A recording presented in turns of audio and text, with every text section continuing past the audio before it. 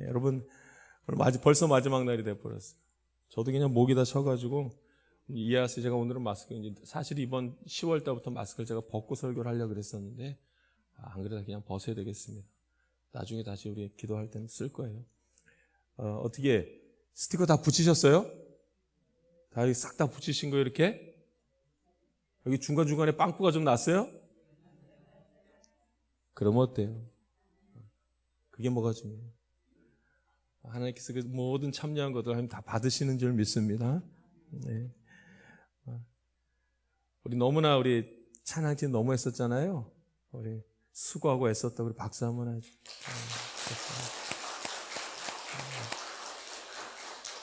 너무 했었어요. 참 열심히 얼마나 힘들게 나왔는지 몰라요. 방송실에서 우리 집사님 누구보다 일찍 나오셔가지고 우리 문 집사님 저 쉬운 일이 아니에요. 저분 깜빡해서 주무시면 다 같이 그냥 예배 못 드리는 거예요. 쉬운 일이 아니에요. 차량 운전하시느라고 참 애써주시고 너무 감사합니다. 그냥 나갈 때 우리 예배 드리고 은혜도 나누지만 나갈 때 뭐 하나 들고 가면 좋죠? 그게 또 참 좋아요. 찬조해 주시고 같이 큰 기쁨을 나누게 해주시는 거 너무 감사합니다. 특송하느라고 또 기도하시느라고 너무나 애쓰셨습니다. 쉬운 일이 아닙니다. 이 새벽에 그렇게 하는 것은 절대로 쉬운 일 아닙니다.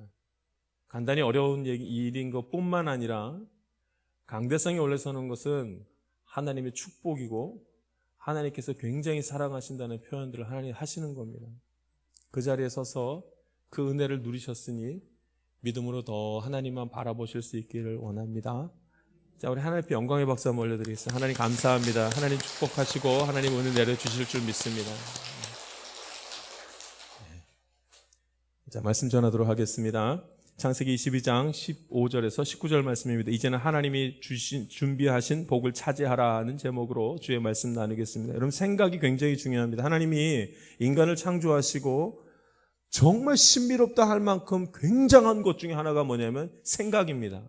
생각하는 거, 인간이 생각한다는 거예요. 생각이 엄청난 힘을 가지고 있기 때문에 그렇습니다. 그래서 성령님도 생각을 통해서 우리에게 하나님의 뜻을 알게 하시지만 사단도 우리의 생각이 깊숙이 들어와가지고 다 몹쓸 일들을 하도록 그렇게 만들어 버리는 것입니다. 생각입니다. 생각. 내가 생각하는 것을 가만히 생각해 보십시오. 내가 무엇을 생각하는지 한번 생각해 보십시오. 이 생각이 얼마나 다양하고 얼마나 복잡하게 뭘 생각하고 있는지 모릅니다. 여기가 굉장히 복잡한 생각들을 합니다. 남에게는 보여줄 수가 없는 거잖아요. 너무나 그 생각의 이 종류가 다양하고 깊이가 너무 깊어서 이것을 다 이해할 수도 없고 다 표현할 수도 없을 정도입니다. 왜냐하면 생각은 의지하고도 연결되어져 있고 생각은 감정하고도 연결되어져 있고 생각은 우리 마음하고도 연결되어져 있고 생각은 우리의 영과도 연결되어져 있기 때문에 생각이 너무나도 중요합니다. 생각이 너무 중요한 거예요. 그래서 서로 생각이 같으면 그렇게 좋아하잖아요.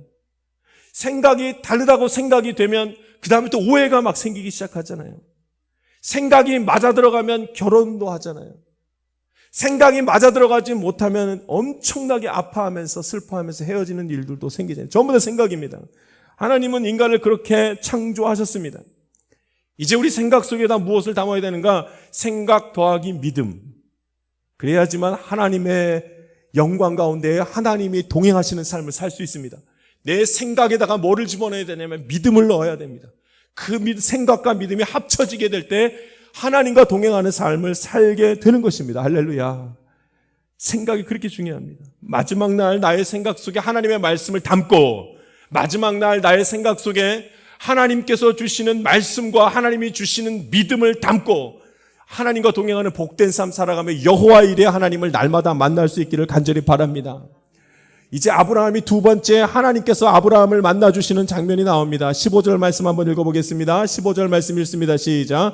여호와의 사자가 하늘에서부터 두 번째 아브라함을 불러 하나님 부르셨습니다. 자, 이제 17절 말씀 하나님이 하신 말씀입니다. 17절 말씀 읽겠습니다. 시작.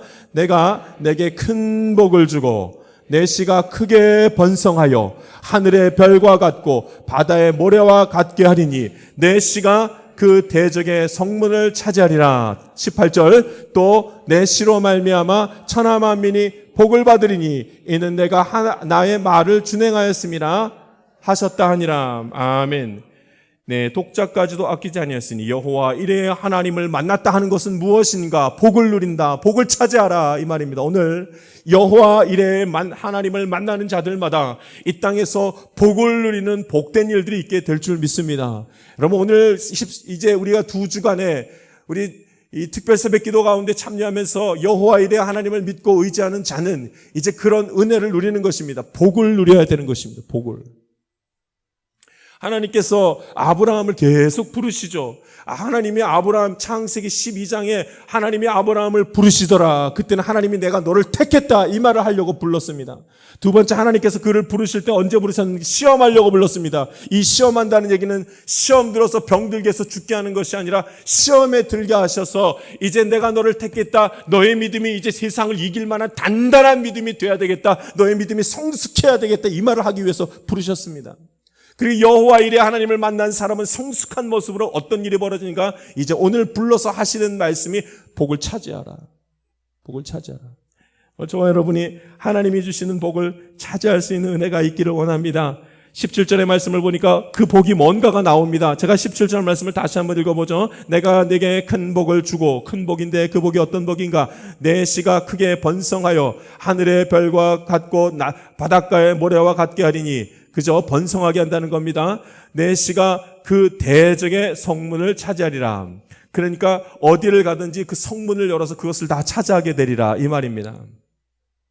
이렇게 된 것은 여호와 이레의 하나님을 내가 만났기 때문이라. 그러므로 이런 복을 누리리라 이렇게 말씀을 합니다. 여러분 차지한다는 말이 무슨 말인지 알아야 큰 복, 번성하는 복, 성문을 차지하는 복, 자녀들로 하여금 복을 받는 그 복이 이제 무슨 뜻인지를 알 수가 있습니다. 차지하다. 여러분 차지하다. 저 대적의 문을 차지하게 된다. 이 말이 무슨 말인가? 여러분 여기 차지한다는 말을 잘못 이해하면은 어디 가서 빼앗아 버린다. 대적의 것을 다 빼앗아 버린다. 이런 뜻이 아닙니다. 차지한다는 말에 뭐가 들어가냐면 주님과 함께 차지한다. 이렇게 해야지 그 차지한다는 말의 의미를 제대로 이해할 수 있습니다. 주님과 함께 대적의 성문을 차지하리라. 그러면 여러분 주님과 함께 차지하는 것은 내 욕심을 채우기 위해서 차지하는 거예요? 아니면 하나님과 동행하는 그 삶을 살면서 하나님이 주신 것을 누리겠다는 말이에요? 완전 다른 말입니다. 막 차지해서 내 욕심대로 뺏어버리라 이런 뜻이 아닙니다. 그런 뜻이 아닙니다.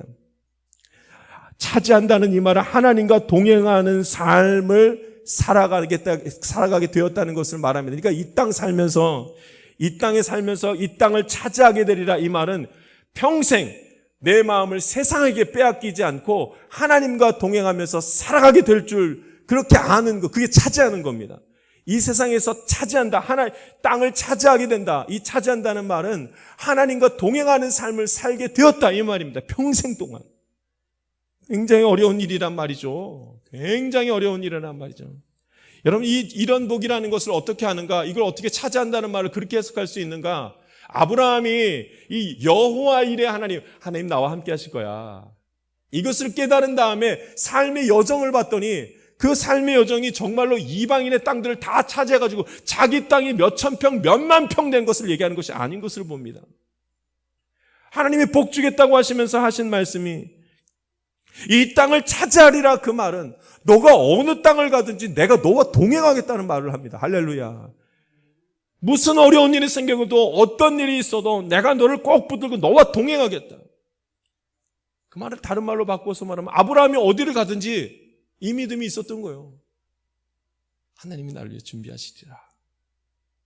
내가 모리아 산에서 경험한 것이 있으니 하나님이 나를 위해 준비하신 것이 너무나 많다. 이러면서 살아가면 이게 이 땅을 차지한 삶이 되는 것입니다. 할렐루야. 여러분 우리 생각에는 왜 하나님은 우리 생각과 같이 우리가 생각하는 것처럼 차지하리라는 그 말이 우리는 차지한다면 야 하나님이 땅을 차지하라 그랬으니까 내 부동산이 넓혀지리라 내가 거부가 되리라. 하나님 왜 이렇게 안 해주시고 왜 하나님은 이런 식으로 말씀을 하실까? 왜 땅을 차지하라는 말이 큰 땅을 정말로 갖는다는 말이 아니라 하나님과 동행하는 삶이 그것이 이 땅을 차지하면서 사는 삶이라 이렇게 말씀하셨을까? 왜 우리의 생각과 하나님의 생각이 다를까? 기왕 주실 거면 큰 것을 찾아가고 거부가 되게 해주시. 왜 그것은 여기에 포함되어져 있지 않는 것처럼 느껴질까? 여러분, 이 소유하는 것, 지금 계속 소유에 대한 내려놓으라는 말을 우리 함께 나누지 않았습니까? 근데 여러분, 이 소유에 대한 말, 이것에 대한 하나님께서 우리에게 허락하신 정의는 어디에 정확하게 나와 있냐면 만나와 메추라기의 사건에서 정확하게 나와 있습니다. 여러분, 그래서 재물에 대한 것, 하나님께서 소유하게 대한 것을 정확하게 이해하려면 만나와 메추라기 사건을 이해하면 다 알 수가 있습니다. 여러분, 만나와 메추라기의 그 사건을 하나님께서 만나와 메추라기를 이스라엘 백성들에게 줄 때 계속 알게 하신 것이 무엇이었냐면 하나님과 동행하는 삶이 어떤 것이며 이 땅을 차지한다는 삶이 어떤 삶인지를 만나와 메추라기를 주시면서 다 보여주셨습니다. 하나님께서 만나와 메추라기를 주시고 광야에서 주시고 먹으면서 하신 말씀이 있잖아요. 그들이 그걸 모아가지고 땅에 떨어진 만나를 받고 땅에 떨어진 메추라기를 딱 먹으면서 그들이 끌어모으면서 하나님께서 하신 말씀, 그리고 그들이 깨달은 것, 많이 거둔 자도 남음이 없고 적게 거둔 자도 부족함이 없더라. 할렐루야. 여러분, 이걸 두고 만족함이라 그러죠. 자족함이라 그러죠.